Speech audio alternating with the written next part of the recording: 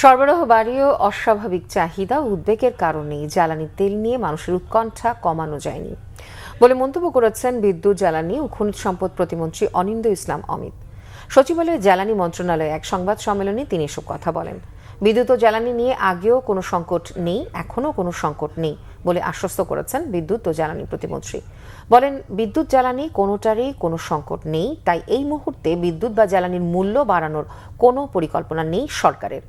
মধ্যপ্রাচ্যে যুদ্ধ দীর্ঘ হলে যুক্তরাষ্ট্র, মালয়েশিয়া, ইন্দোনেশিয়া, সিঙ্গাপুর ছাড়াও আফ্রিকার দেশগুলো থেকে জ্বালানি আনা হবে বলে জানান তিনি।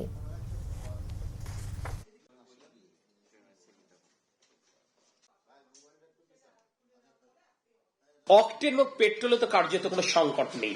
আপনারা জানেন পেট্রোল কার্যত পুরোটাই আমরা বাংলাদেশেই আমরা নিজেরা উৎপাদন করি, আমরা পরিশোধন করি। অকটেনের সিংহভাগ আমরা কিন্তু আমাদের দেশ থেকেই কিন্তু আমরা এটি পরিশোধিত আকারে আমরা পাই, আমরা কিছু আমরা আমদানি করতে হয়। আমরা মূলত জ্বালানি আমদানি নির্ভর করি আমরা ডিজেলের জন্য, ফার্নেস অয়েলের জন্য।